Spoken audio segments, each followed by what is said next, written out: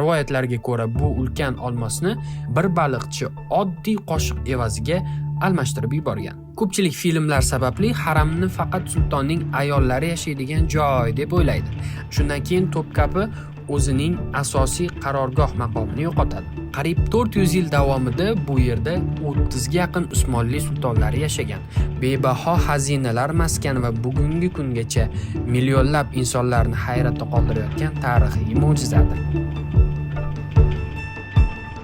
Do'stlar, Topkapi saroyiga keldik.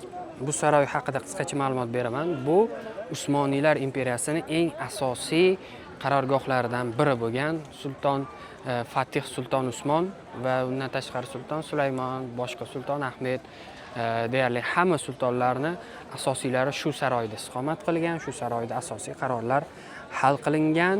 Mana shu eng tarixiy va eng qiziqarli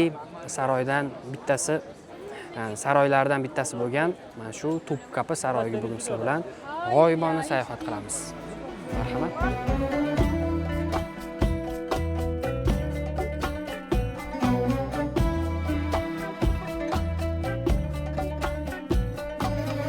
Tasavvur qiling, siz Istanbulning eng baland nuqtalaridan birida turibsiz. Bir tomonda Bosfor bo'g'ozi, ikkinchi tomonda Marmar dengizi. Qarshingizda esa qariyb 600 yillik tarixga ega ulkan saroy. Bu Topkapi saroyi. Ushbu saroy nafaqat sultonlarning uyi, balki dunyoning eng qudratli imperiyalaridan birining boshqaruv markazi ham bo'lgan. Topkapi saroyi 1453-yilda Konstantinopolni zabt etgan Sulton Mehmed II, ya'ni Fotih Sulton Mehmedning buyrug'i bilan 1460-1478-yillar oralig'ida qurilgan. Qariyb 400 yil davomida bu yerda 30 ga yaqin Usmonli sultonlari yashagan va davlatni aynan shu yerdan boshqargan. Saroy oddiy bino emas. U taxminan 700 ming kvadrat metr maydonga qurilgan ulkan majmua bo'lib, o'z vaqtida bu yerda 4000 ga yaqin odam yashagan. Saroy ichida masjidlar, oshxonalar, kutubxonalar, xazinaxonalar, bog'lar va maxsus maktablar joylashgan edi. Topkapi saroyi 4 ta asosiy hovlidan iborat. Har bir hovliga kirgan sayin faqat eng muhim insonlargina keyingi qismga o'ta olgan. Oddiy odamlar birinchi hovligacha kirish mumkin bo'lgan bo'lsa, oxirgi hovlilarga faqat sultonning eng yaqin odamlari kirish huquqiga ega edi.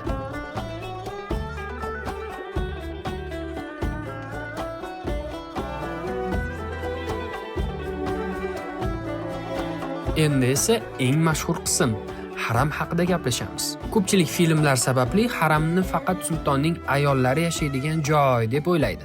Aslida esa bu juda murakkab tizim bo'lib, unda sulton oilasi, onasi, ya'ni volidai sulton, shahzodalar, xizmatkorlar va yuzlab xodimlar istiqomat qilgan. Haram yuzlab xonalarni o'z ichiga olgan haqiqiy kichik shahar edi. Aynan shu yerda imperiyaning kelajagini o'zgartirgan asosiy qarorlar ham qabul qilingan. Topkapi saroyining yana bir mashhur qismi imperator xazinasi.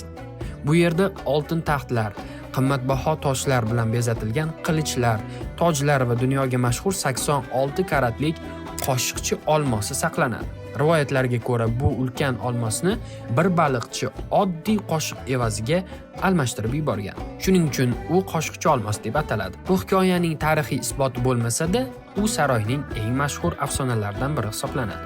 Saroyning yana bir noyob bo'limi muqaddas omonatlar xonasi.